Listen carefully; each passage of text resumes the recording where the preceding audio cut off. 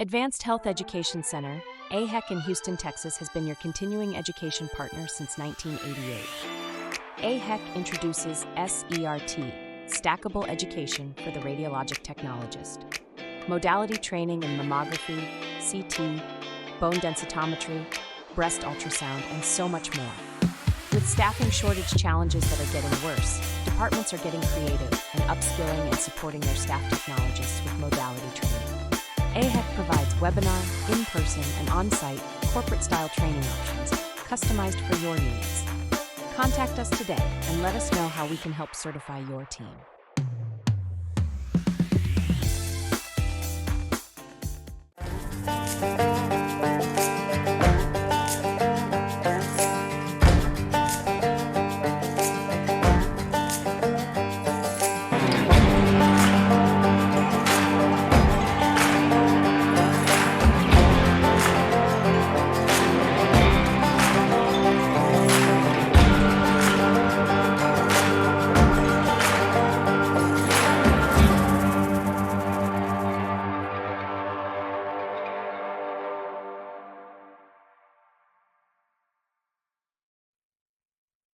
Welcome, everyone.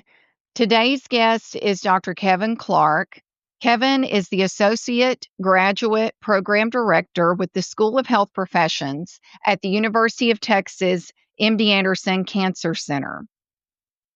Kevin has quite the extensive resume and vitae, and I'm going to hit some of those highlighted areas for you.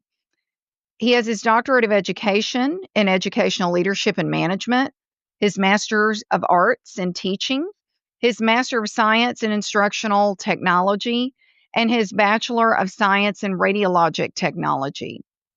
Kevin is a researcher. He has received a number of grants and has been recognized as a fellow of the American Society of Radiologic Technologists, as well as a fellow of the Association of Educators in Radiologic Sciences.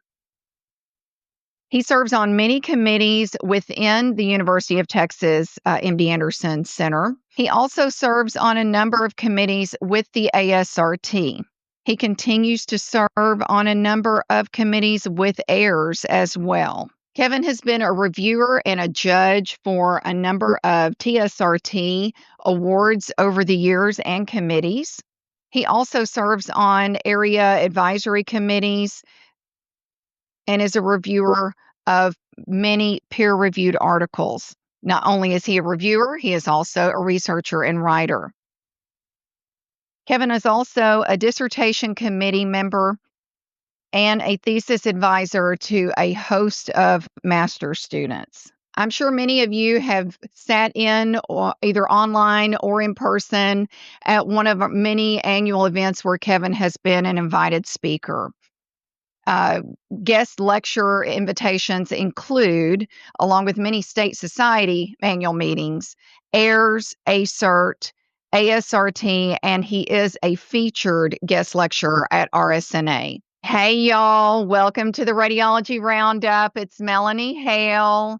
Today's guest is Dr. Kevin Clark. And if you are anywhere near the world of imaging, you have read, seen, heard, seen him speak, seen him in action in class doing a presentation somewhere. And so I'm so thankful and blessed to have Kevin not only as a colleague, but a friend. And he has so gracefully agreed to join us today. So welcome, Dr. Kevin Clark. Yes, thank you for this opportunity. And hey, congrats on getting this podcast up and going, because I know it's a lot of work, it takes a lot of effort. So kudos to you and your team for getting Radiology Roundup going. I'm happy to be here. Thank you so much. Thank you so much. Well, I know that your resume precedes itself, and so I've kind of mentioned that to our listeners already, but Kevin, I'm going to go further back than that. Okay. So tell me, why radiology? What got you started, and tell me where your thought process was back in that time of your life. Yeah. So when I'm asked this, I usually tell people I had humble beginnings. Grew up in a single family home, saw my mom struggle. And I guess I knew we were poor, but didn't know we were poor. Right. Sometimes she worked 2 or 3 jobs. And so me and my siblings knew it was important to get to school, uh, do your homework, make those grades, because we knew the only way to get to college was through a scholarship. And Right. so she instilled that in us. And so, like a lot of people, I wanted to do healthcare, not nursing, because that was way too much patient care. But hey, radiology, a little bit less patient care, lots of opportunities. So I jumped on that, and I went to our local college here in Southwest Louisiana, McNeese State University. And I like to tell people that Mr. Greg Bradley, Miss Susie Beasley, Miss Connie Young, and Miss Tammy Cormier all learned me well. It was an entry level bachelor's degree. I didn't really know at the time the significance of that in our field, but it was a 4-year program, and graduated in 2001. And of course, at that time, travel x-ray was the buzzword. And so it was a pretty neat opportunity for me at 22 years of age to travel the country at someone else's expense, and do this thing called radiology. So,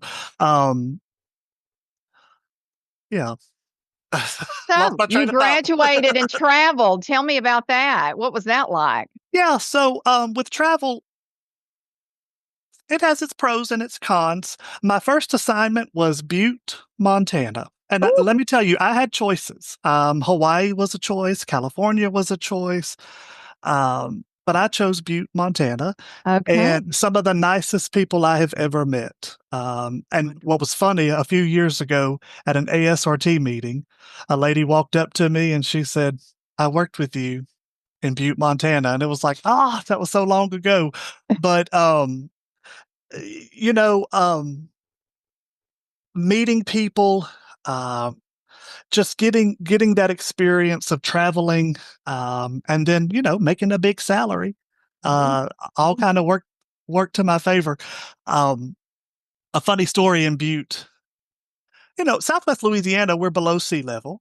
Right. Butte, I don't know, Butte's probably 5,500, 6,500 feet above uh, sea level. And so the whole time I was there, I never really got acclimated to that Oh, altitude. wow. It'd be hard And for me too. Yeah. it's just constantly feeling like, someone sitting on your chest, that pressure, heavy breathing. And one day, several of the techs who I worked with, they wanted to go up to the tree line. It was 10,000 feet. Mm. Um, and I guess they called it the tree line because everything was dead up there, not a lot of oxygen. Oh And my so gosh. I don't know how far we drove up, but we hiked. I'm a big old guy, I'm 6'4". Probably back then I was only about 150 pounds, soaking wet. But so I could hike, and we hiked, and again, just feeling that pressure. I could Mm. see the tree line off in the distance, but I knew, I don't need to go up there and see dead trees. I can go to West Texas if I want to see dead trees. So I If you can sat find next, one, yeah. yeah. So I sat next to a big old tree, and I told them to go on. I was going to rest. And so they were snapping pictures way off in the distance. And all of a sudden, I could hear this sound come up the trail next to me. And I turned and looked at it, and it looked at me. It was the biggest black animal I've ever seen in my life. And I particularly noticed its nostrils. And I thought, at 6'4", I could climb up its nostrils. That's how big this animal was. And so, Wow. looking back at the technologist, I could see them waving their hands that to say don't move. Well, I couldn't move, and so I thought, is this where my life ends? Right here next to this tree in Butte, Montana. And slowly the animal just kind of turned around and went back down the trail. And so here they all came running back.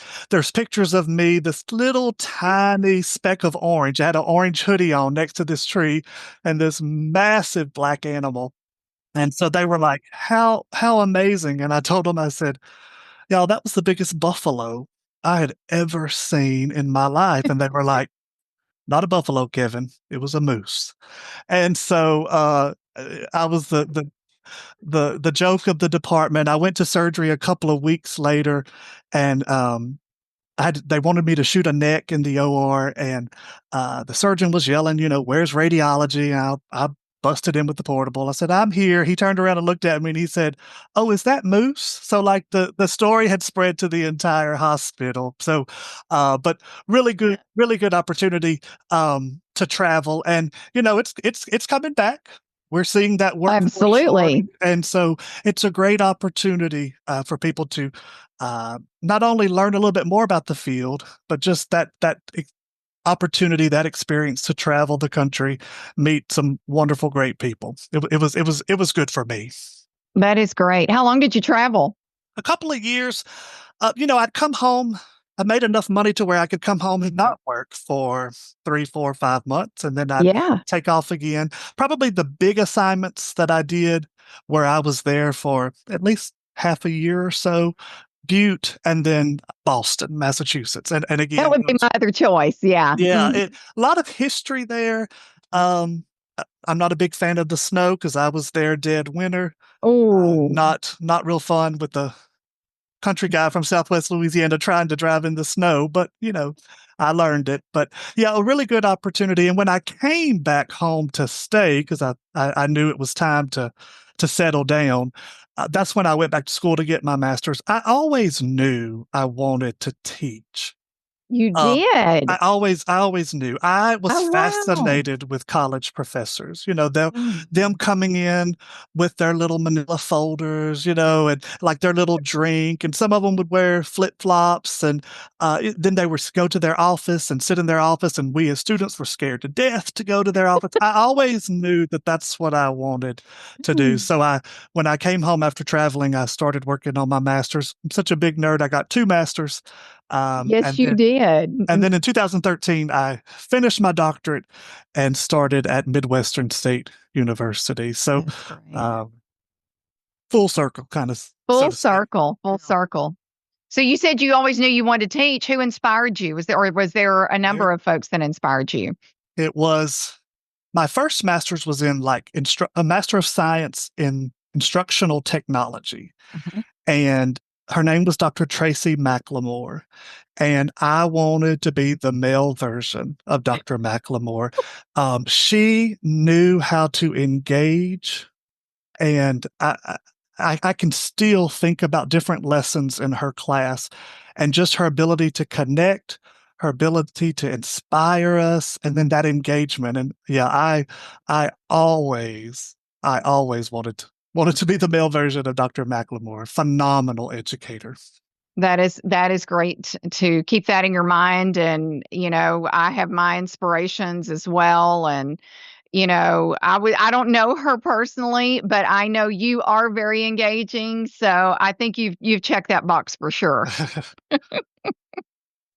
So, looking back over your career from start to now, what would you think? What would you say, or what did you feel like was the most challenging time, or point, or period?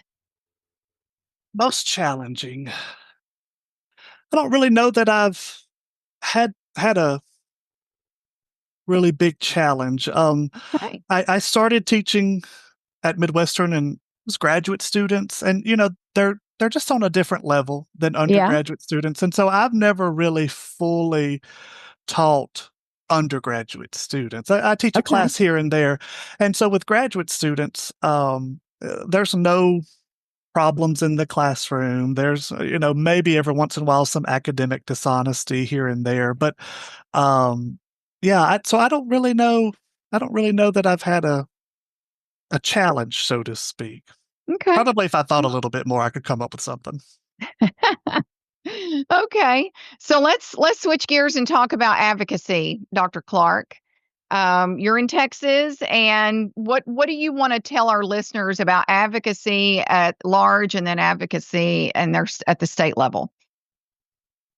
So advocacy is hard. It is. And what I've learned is that it's really not for everyone. And here in Texas, I say we're fortunate because our legislators are only in session every other year unless the governor calls a special session. So we really only have to focus on these bills every other year. And so we've been lucky. The last couple of years, it's been pretty dare I say the Q word, quiet in Texas. But this year, we had a couple of bills that caught our attention involving medical imaging and radiation therapy. And first and foremost, when there's an issue, you have to make sure that you are an engaged member of our professional societies.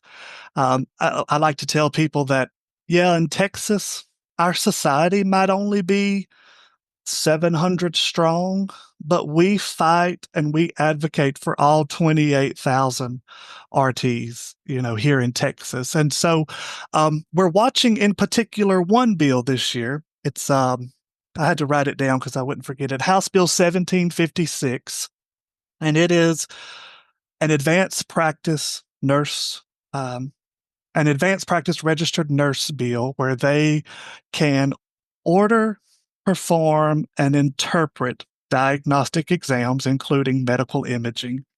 And so recently I noticed that the bill made it on the ASRT tracking map. So that's always a good sign to see that we have the backing and the support of ASRT helping us fight for this. In my personal opinion, looking at the bill, will it make it out of committee? Probably not. I know I've had some conversations with APRNs, and they're not in favor of adding to their plate more work. And so I don't really know, the hidden agenda here, but we certainly are going to keep monitoring it, reaching out to those committee members, letting them know who we are, letting them know the importance of ionizing radiation and the repercussions if it's in the hands of someone not fully educated. So we do that. Regulatory issues, any kind of issues with our Texas Medical Board and our licensure, we want to advocate and fight for the RT. So it started to be a pretty busy season, and of course we have our annual meeting coming up. And so it's a busy time. So, but yeah, advocacy is so very important. And if you don't fight for yourself, who else is going to do it for you? Yeah. So what can our listeners do first on if they're in Texas on a Texas level, or maybe even in their local state? What could the person do if they're not a member of anything? I would say first and foremost, join your ASRT affiliate society. Sometimes we hear them called state societies, but not all of them are states. There's Philadelphia, there's some cities out there. So we like to say affiliate societies. Join your affiliate society and get involved. Sometimes it can be a little, I guess you could say, discouraging when you finally get the opportunity to interact with a legislator and they want to know more about your profession and who are you serving. And when you tell them, oh, we're 700 strong in our Texas society, and they're like, well, how many RTs are in the state? And then we have to say 28,000. They kind of give that look like, okay. And so there's power in numbers. That's why nursing and nursing lobbyists are so powerful. It's because there's so many of them. And if we could just have more RTs join our affiliates, again, power in numbers, and we have a little wait when we finally get that opportunity to sit across from these legislators. And then I'd say also join your national professional organization. If you're in imaging and therapy, maybe it is the ASRT. If you're in ultrasound, maybe it's SDMS. But those fight for you on a national level, and they also provide that support to the different affiliate societies. So that would be the first thing, is to join those societies and get involved. I was at ASERT, however you want to say it, last week, and someone gave a talk from the Arkansas Society and how they had managed to grow from about 80 members to over 400 members. Wow. She did mention that one of their strategies was not to charge membership, because she said it was important for them to have the numbers rather than the money. And so I'm there taking notes, thinking of different ways, what different things we can do here in Texas. But definitely that's your first step, is joining these societies and Okay. getting involved. Absolutely. Absolutely. Okay.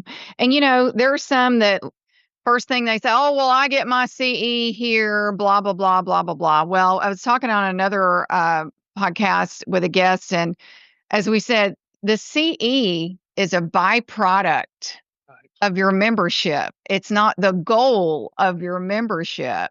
And so it's so important that know what your annual membership fee wherever you join is doing. It is supporting legislative efforts in your state on a national level. It's supporting legislative efforts on a national level that ends up backing your state as well. So the CE, the continuing education, wherever you get it, it's a byproduct of your membership.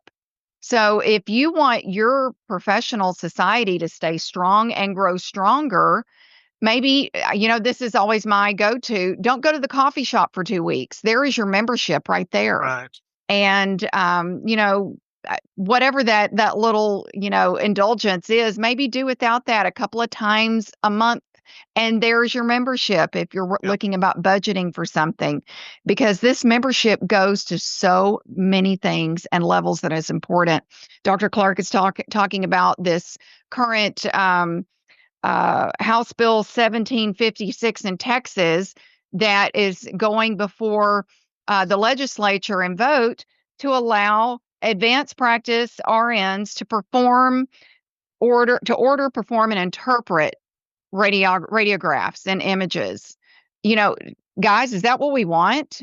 And you could give up coffee for a couple of weeks out and about. So, I mean, come on, guys, make sure you know where your dollars are going and how important they are. It's not just about getting your continuing education. And one thing to add to that, a lot of your board members, I shouldn't say a lot, all of your board members are volunteers. We have full-time jobs. We have families, we have other obligations, and so we serve on the board in addition to all of this. And so sometimes we don't have the time, we don't have the money, the resources to get to Austin. And exactly. So sometimes we have to pay a lobbyist, and those lobbyists aren't cheap. They are not cheap at all. But that's your voice, and so important to keep in mind. And I know there's also and I'm go chasing the squirrel here, but there's also a lot of confusion with your licensing board and your affiliate societies, and it's just kind of crazy to me that some people don't know the difference. Can you break that down for our listeners in case they're not sure? More than happy to. In Texas, we are licensed under the Texas Medical Board, the TMB. And so every 2 years we pay, well, they just had an increase. I think it's going to be about $80, 80 something dollars. I just renewed. Yep. Every 2 years. And so a lot of people think, oh, well, that money is going to go to fight for my job. That licensing board could care less who's performing. So true. And so it's the affiliate societies that do the fighting, do the advocating. And so, during National RadTech Week, we cut our membership in half. So I think you can join for $18. And you can get a year membership if you want to, expand that and do a 2-year or a 3-year. That's available. So it's not that expensive. And so, but it's important to know that licensing board that you pay every 2 years, none of that money is going to fight for your job. They do not. That's not their priority. Not at all. Not at all. Not at all. So you mentioned the annual meeting with TSRT is coming up. Do you want to tell our listeners a little about that? Sure thing. So April 10th through the 12th, we will be having our 94th annual meeting and educational symposium. It'll be in Fort Worth, Tarrant County College. It's a beautiful school, absolutely beautiful school. We were there last year. We typically in Texas like to go to a venue 2 years in a row. And last year we had nearly 30 vendors there. Yeah. And it was just a really good turnout. And lots of students. We probably saw our highest number of technologists in attendance. And we think location probably has a lot to do with that. And so we're hoping to replicate that here in the next, month and a half. Um, have some really good speakers that we're bringing in. Our keynote is the one and only Brandon Smith, chair of the Awesome. ASRT board. Um, Brandon spoke last year, and I know that for the students to see that, oh, he was president of the ASRT. He's at our meeting. He's speaking to us. What a great opportunity for them. So we have him back. He is our ASRT representative this year. So we're Great. going to have him as our keynote. Dr. Kelly Welch Haynes, Dr. the Kelly Welch Haynes, yes. radiation protection guru, textbook author, you name it. We have Kelly here, and she's recently moved to Texas, so we thought we Yep. would take advantage of her. Allison Puente will be with us. She's kind of like me. We stay active in both Texas and Louisiana. We have that background, but I'm really excited to hear Allison's talk because she's going to speak about the 40-inch SID, how we probably should just forget about that. Increase that Really? SID. I think she calls it like a legacy that needs to be forgotten. And Oh so my I'm gosh. really excited That's to very interesting. hear about that. As a technologist, if you're needing some of those CEs, in Texas, we have to have so many direct CEs. And so several of our sessions at the annual meeting will be the Texas Direct. And then also, if you need that prevention education and human trafficking, which is a requirement through the Texas Health and Human Services Commission when you renew your license, I'm giving that talk. And so Awesome. excited about our lineup of speakers, excited about our agenda. We did change it a little bit. So we're going to offer us one CE session Thursday night. Oh, And okay. then right after that session, we're going to do most of the student competitions. So the Quiz Bowl, T-shirt competitions, we'll kind of showcase the Great. posters. That we kind of felt like in the past we had to rush that on Friday morning. Mm-hmm. And our educators told us most of us are traveling in Thursday anyway. Why not, use that time to our advantage? And so, like I said, most of the student competitions we'll do that Thursday night. And then Friday, one of the things I really like about our student competitions, Texas does a really great job with our iLeads. And so they are platform presentations, about 15 minutes. That's a lot of nerve. Takes a lot of nerve for a student Yes, it to does. It get up takes a lot of there. nerve for anybody to get up Anybody. in front of people because that's like the number one phobia people have is Yes. to speak in front of others. So you saying the iLeads are going to be on Friday? Friday morning. Yes. And Awesome. I think that's one of the highlights of our meeting because I think so too. I get to travel. And go to a lot of speak at different affiliates, and I've never seen anything like those platform Yeah. presentations. And they usually blow me away with what they come up. And they're free to speak on whatever is of Right. interest to them, and they really, really do a great job. So we're excited about that. Typically, we would do our student awards at Friday at lunch. But we've decided to push the awards back to the end of the day because Okay. we put Brandon the keynote after lunch. So we want people to stay. We want people to spend the day with us, and so we moved the student awards to the end. And then on Saturday, we'll only offer 3 CE sessions. It's going to be a short day, but we'll also Good. install our officers and wrap up our business meeting. So, like I said, April 10th through the 12th. Super. Excited about that, and we're expecting a big crowd. That's great. I'll be there too. And it's in Fort Worth, one of my favorite places to Oh, go. yes. So much to see and do. So make it a fun weekend. Get you some continuing education. Bring a colleague, bring a carload, and go to Fort Worth. And it will be so much fun and some education as well. Great connecting and networking with Texas technologists. Super.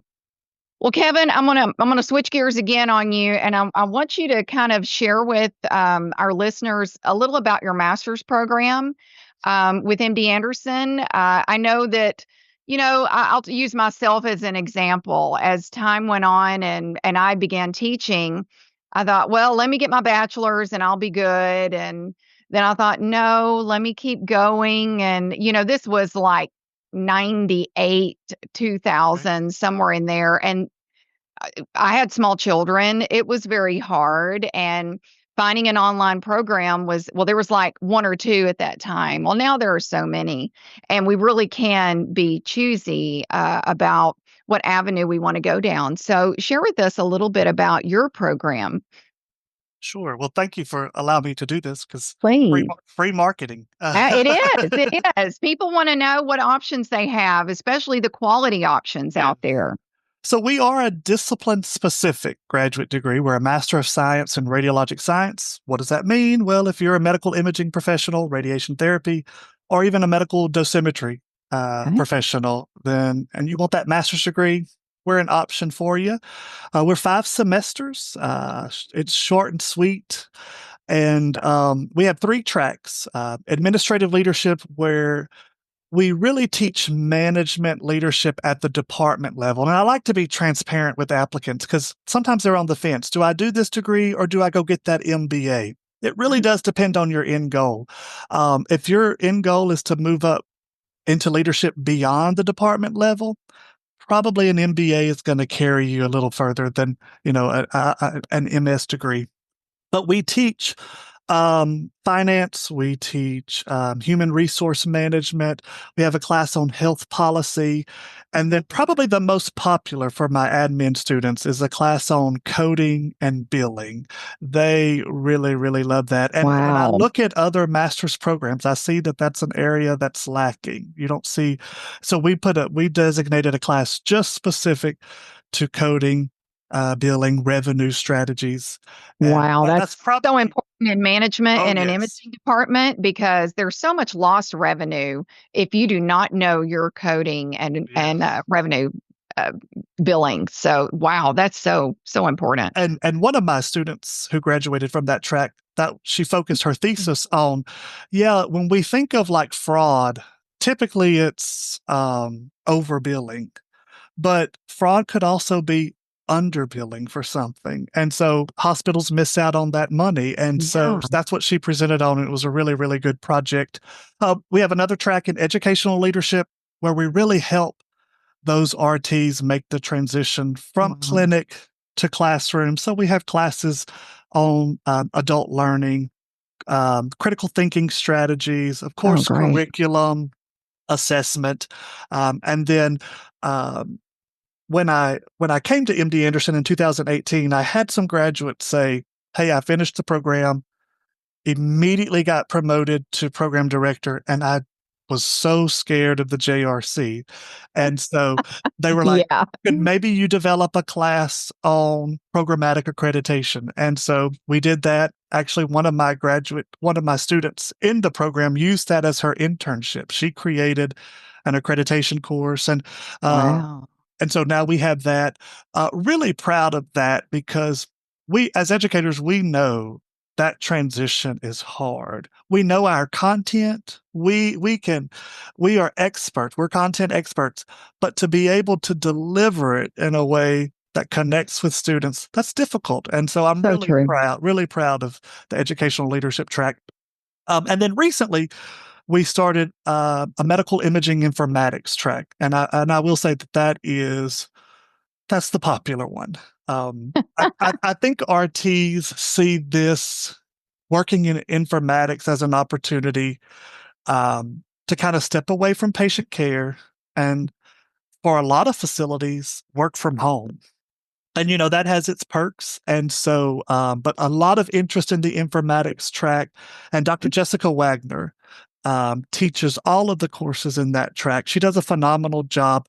But the goal of that informatics track is to prepare graduates to sit for the Certified Imaging Informatics Professional Credential. That's a mouthful. Wow. The It SIP is. credential. Yeah. Uh, through the American Board of Imaging Informatics. And so Very interesting. Jessica's a SIP, and so she's well positioned to be a great resource for the students. But like I said, 5 semesters. It's short and sweet. It may not seem like that during the program when I'm hounding them about a thesis project or about their internship and they're trying to prepare for this class, but it really does go by fast. But probably the biggest perk is my tuition. It is cheap. When you think Really? UT and you think MD Anderson, you're probably thinking, ooh, it's going to be high. Right? Each semester, my students, they take 2 classes, so 6 Uh-huh. credit hours. It's Okay. roughly 1,600 a semester. You You can't beat that with a stick. Oh can't, my you gosh. cannot. We're also part of the Academic Common Market. That is an agreement through SACS. Hmm. And so all of the states that are regionally accredited through under SACS, Huh? if you live in Georgia, you want that MSRS degree from MD Anderson. It's not offered to you in Georgia. Well, you can apply through this academic common market, and if your state approves you, you get in-state tuition. So you're a resident of Georgia, but you can pay that 1,600 a That's semester. incredible. It is, I guess you could say it's an online program. We do meet synchronously a couple of times a semester via Zoom. I like to tell people we use Zoom before the pandemic made it popular. Uh-huh. And so, with this online age we're living in, everybody can record the Zoom sessions, put it in the learning management system. You can watch it if you're working, because the degree is for the working professional. And That's so, great. really, really proud of the program. Someone asked me the other day, you know, well, there's several options for an MSRS degree. Why should Uh-huh. I choose yours? And I had to think a little bit, but I would say probably what sets MD Anderson's MSRS program apart from others is just pick up your journals, pick up the ASRT journals, pick up the SDMS journal, and look at some of the articles being written, and look where they recently graduated from. I'm Right. really, if you're gonna, my thought process, if you're gonna put the time and effort into a research project, you might as well go ahead and push it through and see if you can get it Get published. it And so published. the Yeah. number of my graduates who go on to publish, that's really exciting. And then more so when the student tells me, Dr. Clark, you've done your part. Let me publish on my own. I don't need your help. You've taught me well. Let me, make this. Time to leave the nest. Yeah, let this be proud for you. And to see them go off and do it on their own, because Wow. that's hard. Publishing research, that's hard. And so I would say that probably is the one thing that sets the MD Anderson's program apart from others. Super, super proud of the program and the work that we're doing. I know that you are. My dogs are going to bark. I'm sorry about that.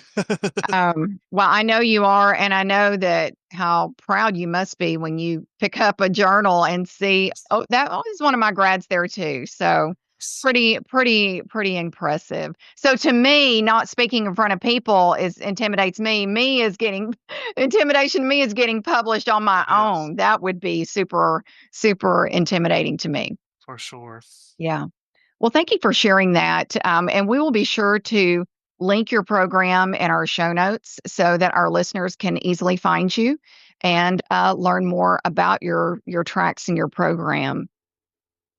So,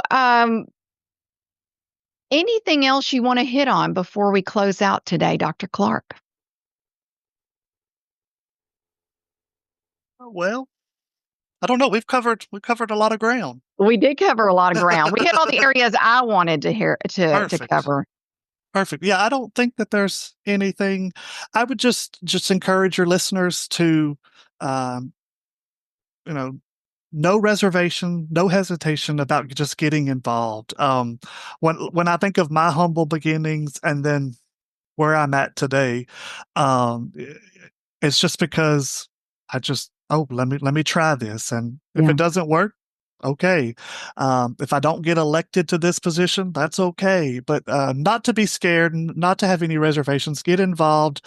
Um, uh, uh, I've said it before, but there's power in numbers, and if we could all unite, being the third largest healthcare profession, if we could all unite, there's so much that we could do, so much that we could do. So, I guess that would be the only thing I'd like to Well, I share. appreciate that. I appreciate that. And Advocacy is a big part of this podcast, and so that was another reason I really wanted to have you on, because I know that is one of your big platforms in all areas of your work. Yeah. And I'm so thankful for that. We've all come from, or many of us have come from humble beginnings as well. Yes. So radiology changed my life, and I would not be where I'm at today if it had not been for that and the strength of faculty believing in me. So I'm so thankful as well.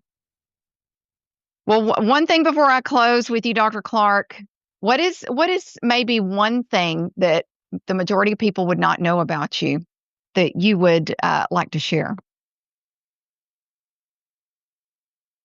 One thing about me that most people wouldn't know. This is probably going to sound silly, Oh, no. but I can make a killer Southern buttermilk biscuit. Oh, yeah. Well, they're going to make me want biscuits now. That So sounds listen, lovely. 3 ingredients is all it takes. 3 3. ingredients is all you need. Okay. You need good self-rising flour. Good self-rising. Okay. Not just, can't buy that cheap stuff. It has to be a good brand. Okay. I like to use Crisco, solid Crisco, and then you just need whole buttermilk, not this low-fat stuff, whole buttermilk. Those 3 ingredients it's just absolutely wonderful. And you have to cook a biscuit fast. Okay. The longer you cook a biscuit, the more it dries out. So you have to crank that oven up to 500 degrees. What? And how long? 7 to 8 minutes. That biscuit is just beautiful, golden, perfectly risen. Slap some butter on it, some eggs, whatever it is you want. And that's probably something that most people probably don't know about me. Okay, well, now y'all have heard it. Dr. Kevin Clark's biscuit recipe, and everybody can get those 3 ingredients and have the same thing. Thank you for sharing that. And thank you so much for joining us on the Radiology Roundup. I appreciate the opportunity. You. Yes, and good luck. I look forward to hearing all your future episodes. Thanks so much. And guys, check out Dr. Clark and his master's program. We're going to link that in the show notes. We're also going to link the Texas Society of Radiologic Technologists website, as well as asrt.org. Get involved, folks. Get involved. Thanks for joining us. Hey, y'all. Melanie Hale here with Advanced Health Education Center in Houston, Texas. AHEC has been a leading provider of continuing education for healthcare professionals in the imaging sciences since 1988. Our mission is to provide you, the radiologic technologist, physician, sonographer, nurse, and allied health professional with evidence-based education and training that increases your knowledge, enhances your competency, and overall improves patient care. Technologists. Has the time come to learn a new modality? Are you limited in your resources and, more importantly, time available to learn a new modality? AHEC is here to help. We have online and in-person delivery methods available for mammography, bone densitometry, sonography, CT, and MRI. AHEC also offers CME for physicians, including in-person ultrasound training. We have continuing education available via live webinar, on demand, at-home study, and in person. We offer specialized corporate training classes both online and in person. Do you have a specific staff training need? We will come to you. Want to host a continuing education event for your staff and community? Hey, we do that too. Did you know AHEC also offers mammography consulting services? We provide on-site services to assist with regulatory inspection issues, as well as accreditation reviews. Our consultants can design an acceptable compliance plan or a plan of action to correct deficiencies specific to your facility.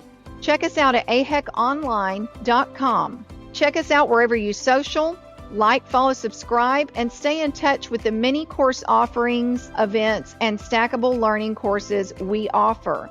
Have a specific need? Give us a call at the office, 800-239-1361. Make the change from cheap continuing education to affordable, quality education that you can use. It's time to invest in yourself.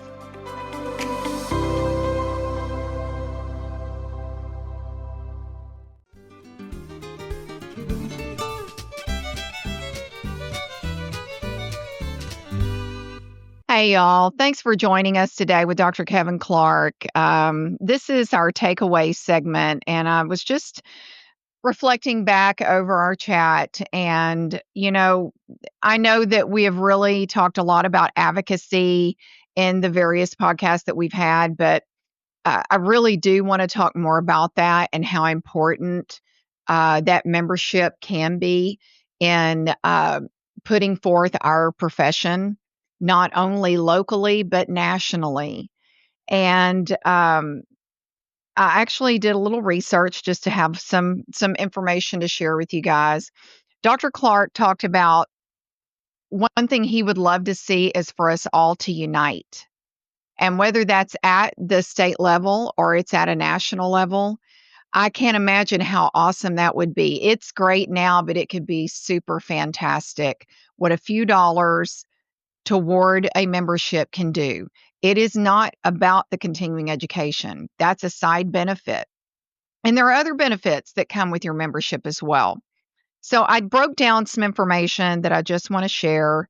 And I'm going to start with the state of Texas because that's my home state.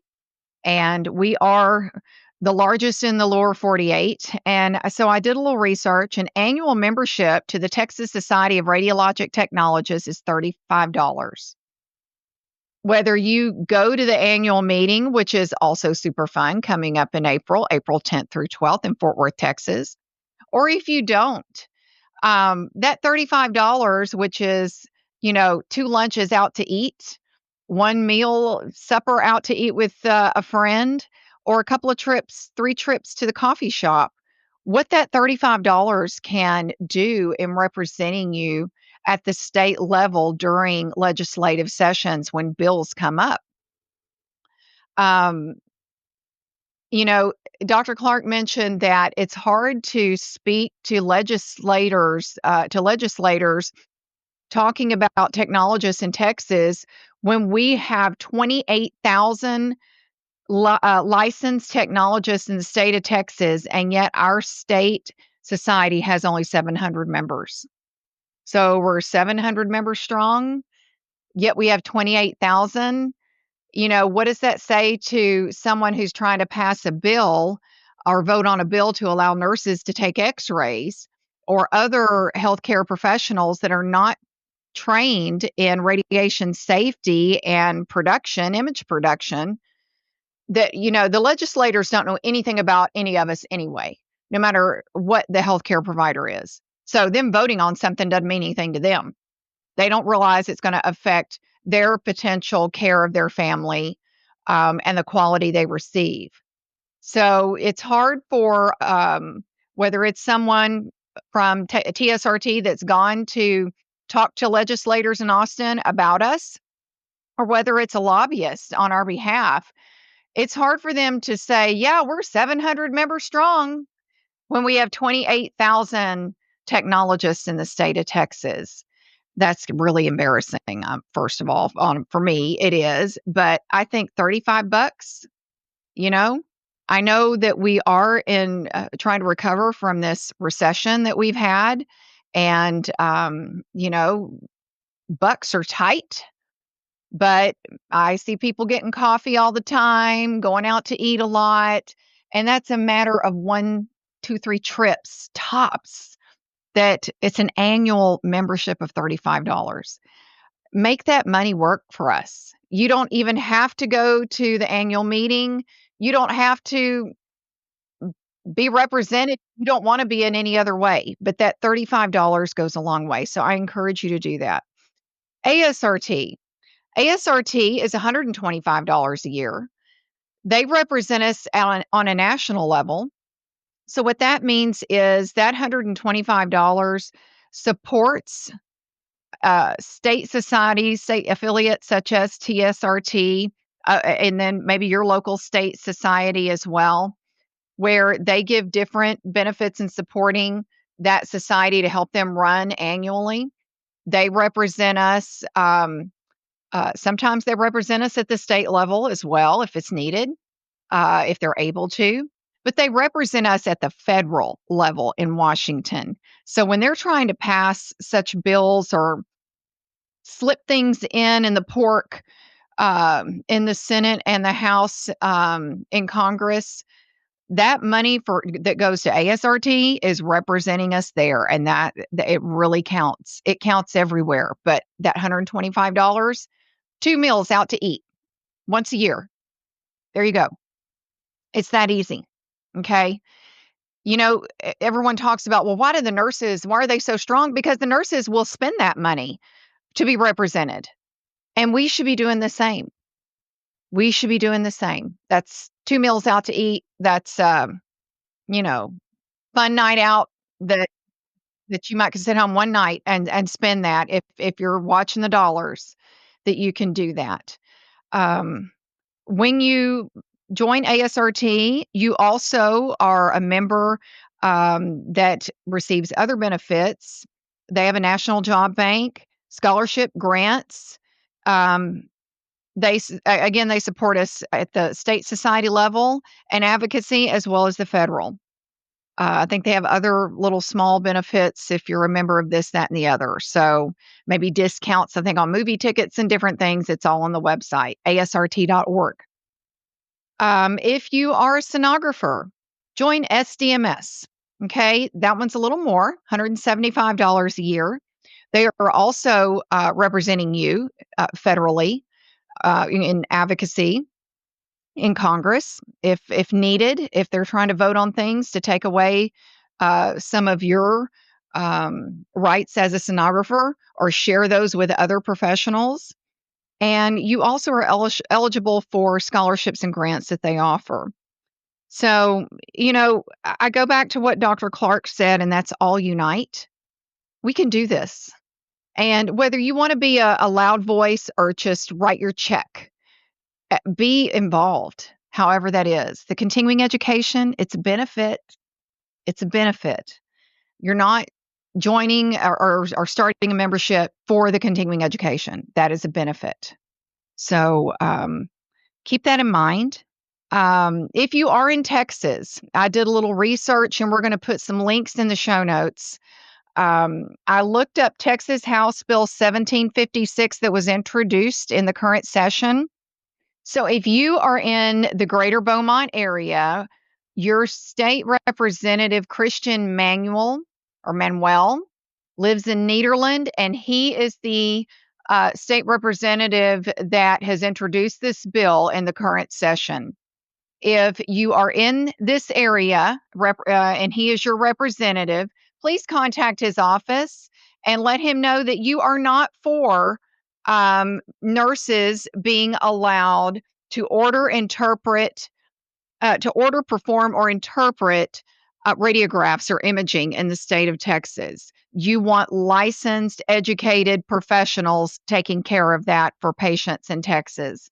So whether you are an imaging professional, a nurse, or other healthcare professionals that don't want these added duties coming your way at some point, because someone at a state representative or senator thinks that you should have that duty, contact his office. They're trying to get this through, and we want to let our voices be heard, that we want everyone doing their own job they were educated to do. So, and that includes taking imaging, taking x-rays. So contact Christian Manuel's office in the greater Beaumont area. And as always, guys, thank you for logging in today and listening. Thanks to Dr. Kevin Clark for being my guest today. Thank you to John Largent, my producer with Largent Media. And let's go out there and do some good. Spread the kindness. Peace, love, and rad, y'all. Take care.